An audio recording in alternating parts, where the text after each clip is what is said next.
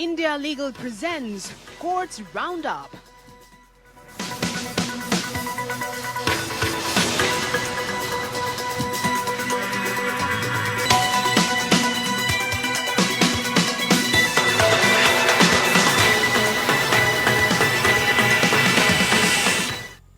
नमस्कार, आप देख रहे हैं हमारी खास पेशकश कोर्ट्स राउंडअप। मैं हूं आपके साथ नलिनी सिंह पालीवाल। इस बुलेटिन में अगले आधे घंटे हम आपको कोर्ट से जुड़ी तमाम छोटी बड़ी खबरों से रूबरू करवाएंगे। कोर्ट की कार्यवाही और सुप्रीम कोर्ट से लेकर हाई कोर्ट और लोअर कोर्ट्स तक के फैसलों को आपके सामने रखेंगे। तो चलिए शुरू करते हैं कोर्ट्स राउंडअप का सफर। India Legal presents Courts Roundup.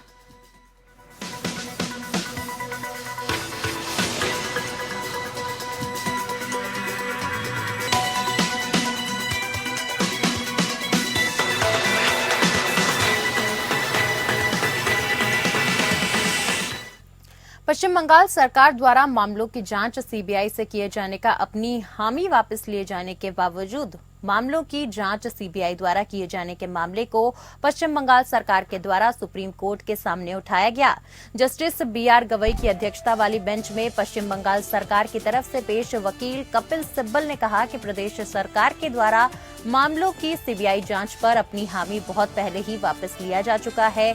अब सीबीआई मामलों की जांच कर रही है। साथ ही हालांकि सीबीआई की तरफ से पेश सॉलिसिटर जनरल तुषार मेहता ने कहा कि फिलहाल वो संविधान पीठ के सामने मामले की सुनवाई में व्यस्त हैं। वकील कपिल सिब्बल ने सॉलिसिटर जनरल की व्यस्तता वाली दलील से सहमति व्यक्त करते हुए कहा कि हम आपसे सहमत हैं, लेकिन ऐसा नहीं होना चाहिए कि इस मामले की सुनवाई ही नहीं हो। जस्टिस गवई ने कहा कि कल ही हमने कहा था कि हमें और तुषार मेहता चाहिए।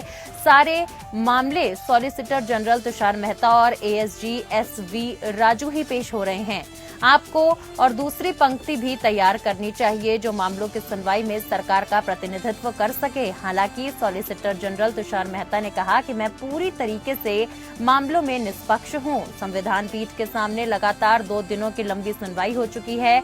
ऐसे में बेंच के सामने कोई शंका न पैदा हो, इस वजह से वहां रहना जरूरी है। सुप्रीम कोर्ट में सॉलिसिटर जनरल तुषार मेहता ने बताया कि वो संविधान पीठ के सामने सुनवाई में व्यस्त हैं।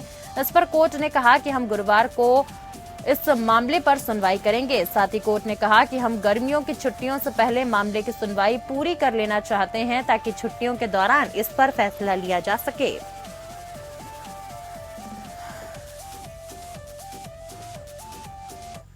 कोविशील्ड का मामला अब सुप्रीम कोर्ट पहुंच गया है। कोविशील्ड वैक्सीन को लेकर सुप्रीम कोर्ट में एक याचिका दाखिल की गई है। बता दें कि याचिका में एक्स डायरेक्टर की अध्यक्षता में कोविशील्ड वैक्सीन के दुष्प्रभाव और जोखिम की जांच के लिए चिकित्सा विशेषज्ञ पैनल का गठन करने की मांग की गई है।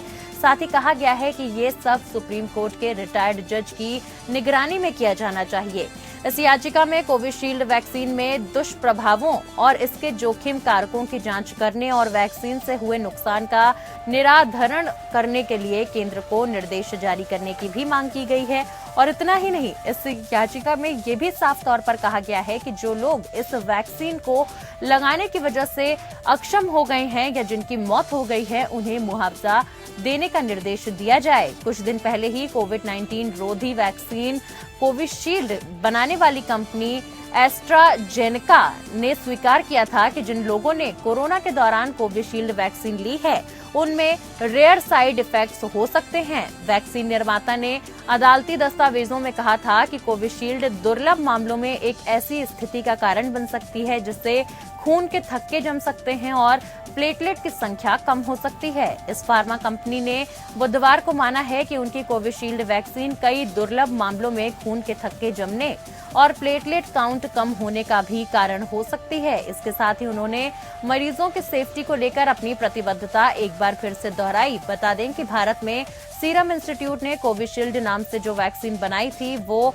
एस्ट्राजेनेका का ही फॉर्मूला है। एस्ट्राजेनेका ने एक बयान जारी कर कहा कि हमारी सहानुभूति उन लोगों के साथ है जिन्होंने अपनों को खोया है या स्वास्थ्य समस्याओं की जानकारी दी है। मरीज की सुरक्षा हमारी सर्वोच्च प्राथमिकता है। टीके समेत सभी दवाओं के सुरक्षित उपयोग को सुनिश्चित करने के लिए रेगुलेटर अथॉरिटीज के पास स्पष्ट और कड़े स्टैंडर्ड्स हैं।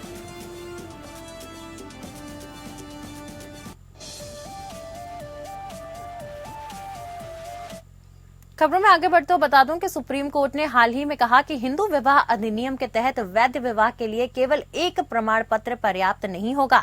जी हां, और अपेक्षित कर्मकांड अनिवार्य रूप से करने होंगे। जस्टिस बीवी नागरत्ना और ऑगस्टीन जॉर्ज मसीह की खंडपीठ ने कहा कि समारोह की अनुपस्थिति का मतलब जोड़े को कोई वैवाहिक दर्जा नहीं दिया जाएगा। न्यायालय ने रेखांकित किया कि जहां हिंदू विवाह लागू संस्कारों या समारोहों के अनुसार नहीं किया जाता है, उस विवाह को हिंदू विवाह नहीं माना जाएगा।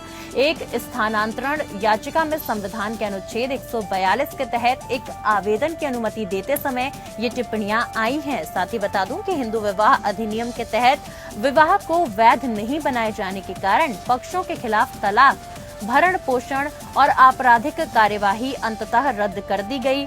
मामले में जोड़े ने हिंदू रीति रिवाजों के अनुसार अपनी शादी नहीं की थी, बल्कि केवल अधिनियम की धारा 8 के तहत अपनी शादी को पंजीकृत कराया था। उन्होंने वैदिक जन कल्याण समिति से विवाह प्रमाण पत्र प्राप्त किया था और इस प्रमाण पत्र के आधार पर उन्होंने उत्तर प्रदेश विवाह पंजीकरण नियम 2017 के तहत विवाह के पंजीकरण का प्रमाण पत्र प्राप्त किया और अधिनियम की धारा 8 के तहत अपनी शादी का पंजीकरण कराया। कोर्ट ने फैसला सुनाया कि वैध हिंदू विवाह के अभाव में विवाह पंजीकरण अधिकारी अधिनियम की धारा 8 के प्रावधानों के तहत ऐसी शादी को पंजीकृत नहीं कर सकता है। साथ ही अदालत ने कहा, इसीलिए यदि एक प्रमाण पत्र जारी किया जाता है जिसमें कहा गया है कि जोड़ों ने शादी कर ली है और यदि विवाह समारोह अधिनियम की धारा 7 के अनुसार नहीं किया गया, तो धारा 8 के तहत ऐसे विवाह का पंजीकरण इस तरह के विवाह को कोई वैधता प्रदान नहीं करेगा। वहीं पीठ ने स्पष्ट किया कि अधिनियम की धारा 8 के तहत विवाह का पंजीकरण केवल ये पुष्टि करने के लिए है कि पक्षों ने अधिनियम की धारा 7 के अनुसार वैध विवाह समारोह किया है।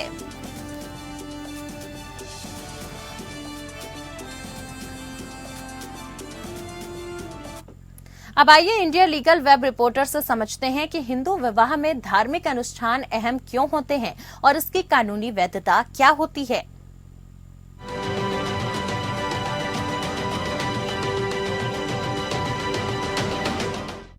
The supreme court of India ने डॉली रानी वर्सेस मनीष कुमार चंचल के केस में कहा कि मैरिजेस जो बिना ट्रेडिशनल राइट्स और रिचुअल्स की होगी वो हिंदू मैरिज एक्ट के अकॉर्डिंग मैरिज नहीं मानी जाएगी।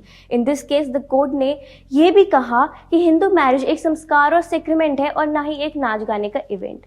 It is a solemn and sacred union meant to last a life time. Under the Hindu marriage act, marriage is seen as a sacrament and not a contract. It is a union believed to be an unbreakable bond that remains even after death. Comparatively, Islam में marriage sacred contract माने यानी निकाह माना जाता है। It involves specific religious rights and obligations governed by Islamic law like Sharia. इसमें दोनों parties का कंसेंट और witnesses मैरिज की वैलिडिटी के लिए क्रूशियल है। In Christianity, marriage is viewed as a covenant before God between a man and a woman.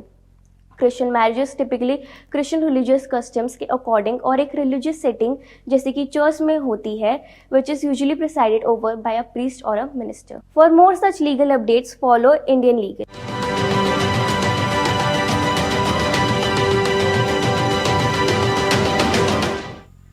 खबरों में आगे बढ़ते बता दूं कि सुप्रीम कोर्ट ने अपने हालिया फैसले में बॉम्बे हाई कोर्ट में वकीलों द्वारा मिनट्स ऑफ ऑर्डर दाखिल करने की अजीब प्रथा के बारे में टिप्पणी की, जिसमें संभावित फैसले में काम आने वाले बिंदु लिखे रहते हैं। हालांकि ये प्रथा जजों की सहायता के लिए है। सुप्रीम कोर्ट ने आग्रह किया कि ये सुनिश्चित करने के लिए ध्यान रखा जाना चाहिए कि आदेश के कार्यव्रत के आधार पर आदेश पारित करने से तीसरे पक्ष के अधिकार प्रभावित न हों। साथ ही जस्टिस अभय एस ओक और जस्टिस उज्जवल भुइया की खंडपीठ ने इस प्रथा के संबंध में निम्नलिखित टिप्पणियां भी की। आइए आपको बता दें कि टिप्पणियां क्या हैं। दरअसल आदेश के मिनट्स दाखिल करने की प्रथा बॉम्बे हाई कोर्ट में प्रचलित है। न्यायालय के सौजन्य से कार्यवाही के पक्षकारों की ओर से उपस्थित होने वाले वकील आदेश के कार्यव्रत प्रस्तुत करते हैं, जिसमें न्यायालय द्वारा अपने आदेश में दर्ज की जा सकने वाली बातें शामिल होती हैं। इसका उद्देश्य न्यायालय की सहायता करना है। वहीं दूसरा बिंदु है कार्यवाही में पक्षकारों का प्रतिनिधित्व करने वाले वकीलों द्वारा रिकॉर्ड पर प्रस्तुत किए गए आदेश के कार्यव्रत के संदर्भ में पारित आदेश सहमति आदेश नहीं है। ये सभी उद्देश्यों के लिए आमंत्रण में एक आदेश है। साथ ही तीसरा बिंदु है, न्यायालय को आदेश के कार्यव्रत प्रस्तुत करने से पहले वकीलों को इस बात पर विचार करना चाहिए कि क्या कोई आदेश यदि न्यायालय द्वारा आदेश के कार्यव्रत के संदर्भ में पारित किया जाता है तो क्या वो वैध होगा। यदि न्यायालय का विचार है कि वकीलों द्वारा प्रस्तुत आदेश के कार्यव्रत के संदर्भ में दिया गया आदेश वैध नहीं होगा तो न्यायालय को आदेश के कार्यव्रत के संदर्भ में आदेश पारित करने से इनकार कर देना चाहिए। इस मामले में बॉम्बे हाई कोर्ट ने वकीलों द्वारा प्रस्तुत ऑर्डर ऑफ ऑर्डर पर भरोसा करते हुए पुलिस सुरक्षा के तहत परिसर की दीवार के निर्माण की अनुमति दी है। साथ ही सुप्रीम कोर्ट ने हाई कोर्ट के आदेश को अवैध पाया, जिसमें रिट याचिका में अंतिम निर्णय के अधीन पुलिस सुरक्षा के तहत निर्माण की अनुमति देते हुए मामले को वापस भेज दिया गया।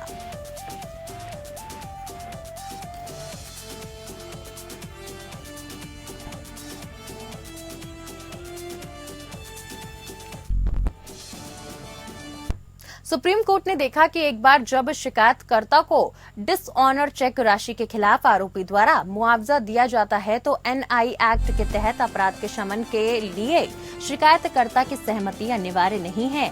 अमरलाल वी जमुनी और अन्य बनाम जेआईके इंडस्ट्रीज लिमिटेड और अन्य के फैसले पर भरोसा करके जस्टिस एएस बोपन्ना और सुधांशु धूलिया की खंडपीठ ने कहा कि एनआई एक्ट की धारा 138 के तहत अपराधों के निपटारों में सहमति अनिवार्य नहीं है। वर्तमान मामला एनआई एक्ट की धारा 147 के तहत चेक डिसऑनर शिकायत के शमन से संबंधित है। आरोपी द्वारा शिकायतकर्ता को दी गई चेक राशि का पुनर्भुगतान करने के बावजूद शिकायतकर्ता ने मामले को निपटाने के लिए सहमति नहीं दी। ट्रायल कोर्ट और हाई कोर्ट ने शिकायतकर्ता के पक्ष में फैसला सुनाया और इसके बाद आरोपी ने सुप्रीम कोर्ट का दरवाजा खटखटाया। दरअसल बता दूं कि एनआई एक्ट की धारा 147 के तहत अपराधों को समझौता योग्य बनाती है। अदालत ने कहा कि एनआई एक्ट की धारा 147 के तहत कार्यवाही बंद करने से पहले शिकायतकर्ता की सहमति को अनिवार्य रूप से नोट करना अदालत के लिए बाध्य नहीं है। अदालत ने जेआईके इंडस्ट्रीज लिमिटेड मामले का हवाला दिया, जहां ये माना गया कि एनआई एक्ट की धारा 147 में गैर अस्थिर खंड के मद्देनजर जो विशेष कानून है, धारा 320 में समझौता करने वाले व्यक्ति की सहमति की आवश्यकता है। एनआई एक्ट के तहत किसी अपराध के शमन के मामले में संहिता की आवश्यकता नहीं है। टिप्पणी को देखते हुए अदालत ने ये देखते हुए कि आरोपी द्वारा शिकायतकर्ता को लोन राशि पहले ही चुका दी गई थी, एनआई एक्ट के तहत आरोपी को दायित्व से मुक्त कर दिया।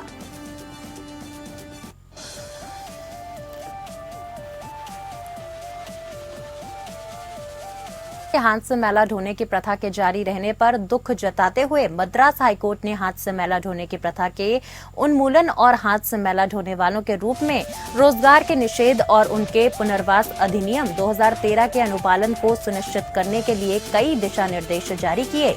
चीफ जस्टिस एसवी गंगापुरवाला और जस्टिस सत्यनारायण प्रसाद की खंडपीठ ने टिप्पणी की कि यद्यपि टेक्नोलॉजी के अभाव के युग में हाथ से मैला ढोने की प्रथा की आवश्यकता हो सकती है, लेकिन आज के तकनीकी विकास के युग में इस प्रथा को जारी रखना राज्य द्वारा स्वीकृत जातिवाद के अलावा और कुछ नहीं है, जो संवैधानिक लोकाचार के विरुद्ध है। साथ ही अदालत ने कहा कि धन की कमी इस प्रथा को जारी रखने का औचित्य नहीं हो सकती है और न्यायालय ने मौलिक अधिकारों का रक्षक और गारंटर होने के नाते मूक दर्शक नहीं रह सकता। अदालत सफाई कर्मचारी आंदोलन की याचिका पर सुनवाई कर रही थी, जिसमें राज्य में हाथ से मैला उठाने की प्रथा को खत्म करने और निषेध अधिनियम को लागू करने की मांग की गई। साथ ही न्यायालय ने कहा कि मानवाधिकार कानून के तहत सभी व्यक्तियों की सुरक्षा और कल्याण सुनिश्चित करना कानूनी दायित्व है, चाहे उनकी जाति, जेंडर और सामाजिक आर्थिक स्थिति कुछ भी हो। साथ ही न्यायालय ने खेद व्यक्त किया कि हाथ से मैला ढोना समाज के लिए अभिशाप है, जो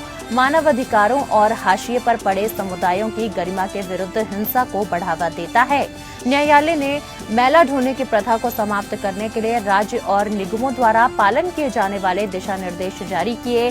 न्यायालय ने राज्य को मैला ढोने के लिए व्यक्तियों को नियुक्त करने वालों के खिलाफ कड़ी कार्यवाही करने का निर्देश दिया। साथ ही कोर्ट ने राज्य को सफाई कार्य के लिए व्यक्तियों का उपयोग करने की स्थिति में सुरक्षात्मक और सुरक्षा उपकरण प्रदान करने का भी निर्देश दिया है।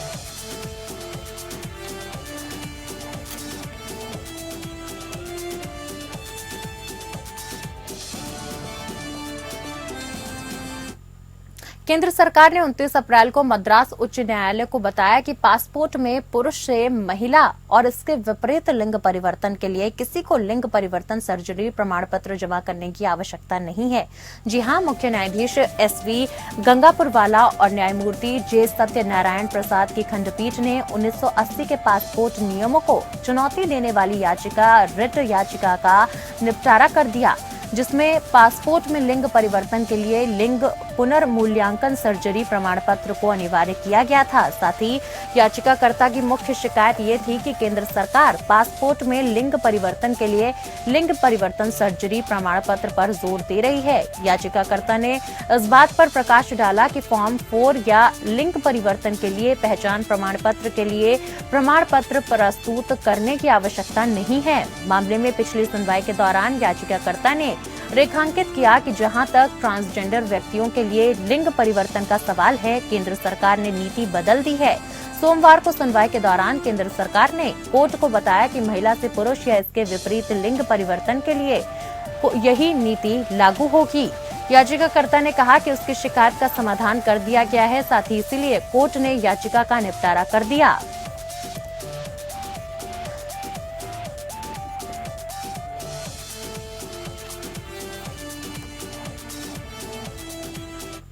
कर्नाटक हाई कोर्ट ने चर्च के फादर को गालियां देने के आरोपी पति के खिलाफ लगाए गए आत्महत्या के लिए उकसाने का आरोप खारिज कर दिया, जिसका कथित तौर पर उसकी पत्नी के साथ संबंध था। जी हां, जस्टिस M नागप्रसन्ना की एकल न्यायाधीश पीठ ने डेविड डिसूजा द्वारा दायर याचिका स्वीकार कर ली और उसके खिलाफ भारतीय दंड संहिता के तहत दर्ज कार्यवाही रद्द कर दी।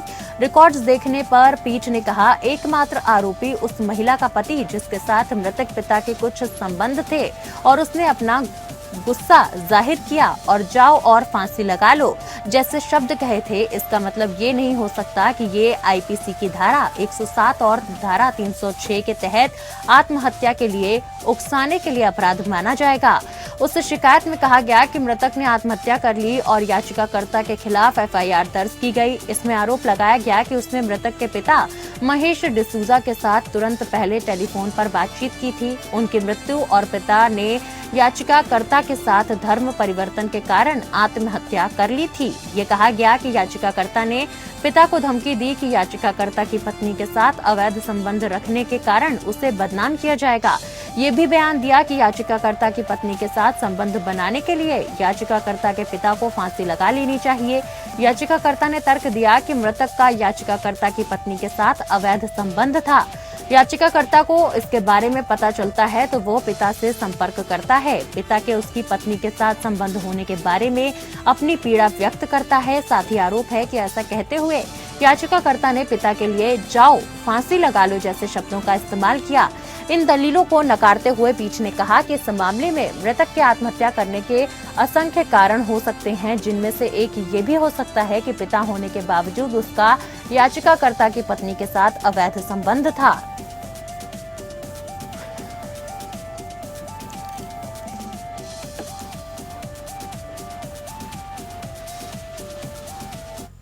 जेट एयरवेज के संस्थापक नरेश गोयल ने कैनरा बैंक ने जेट एयरवेज को दिए 538 करोड़ रुपए के कथित लोन डिफॉल्ट से संबंधित मनी लॉन्ड्रिंग मामले में जमानत के लिए बॉम्बे हाई कोर्ट का दरवाजा खटखटाया है।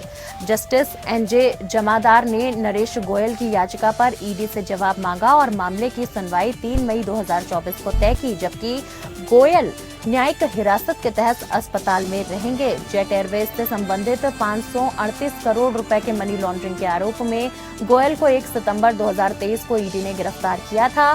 गोयल वर्तमान में HN रिलायंस प्राइवेट अस्पताल में कैंसर का इलाज करा रहे हैं। उनको 10 अप्रैल 2024 को विशेष PMLA अदालत ने मेडिकल आधार पर स्थायी जमानत देने से इनकार कर दिया था और इस प्रकार उन्होंने हाईकोर्ट का दरवाजा खटखटाया। गोयल की याचिका में कहा गया कि PMLA के तहत भी प्री ट्रायल गिरफ्तारी जांच में सहायता करने और आरोपी को सबूतों के साथ छेड़छाड़ करने से रोकने के लिए है। हालांकि इसे अभियुक्त के बुनियादी मानवाधिकारों के साथ संतुलित किया जाना चाहिए और इसका उपयोग अभियुक्त को वास्तविक मृत्युदंड देने के लिए नहीं किया जा सकता। वो एडवांस कैंसर से पीड़ित है जिसका इलाज जटिल है। आवेदक की पत्नी गंभीर कैंसर से पीड़ित है और कई सर्जरी के बावजूद कैंसर फिर से उभर आया है। उनकी पत्नी के स्वास्थ्य की यह स्थिति आवेदक की मानसिक स्थिति को खराब कर रही है। साथ ही अपने आवेदन में उन्होंने कहा कि उनकी पत्नी भी कैंसर से पीड़ित हैं और उनकी हालत बेहद गंभीर है। आवेदन में दलील दी गई कि संविधान के अनुच्छेद 21 के आधार पर जमानत दी जानी चाहिए जिससे गोयल बीमारी की गंभीर अवस्था के दौरान अपनी पत्नी के साथ रह सकें। फरवरी में विशेष पीएमएलए अदालत ने मेडिकल आधार पर गोयल को अंतरिम जमानत देने से इनकार किया था, लेकिन उन्हें कैंसर के इलाज के लिए 2 महीने के लिए अस्पताल में भर्ती होने की अनुमति दी थी। साथ ही पिछले साल हाईकोर्ट ने भी गोयल की गिरफ्तारी को रद्द करने से इनकार किया था।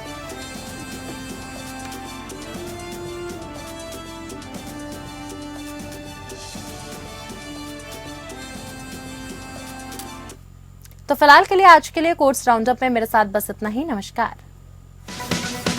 India Legal presents Courts Roundup.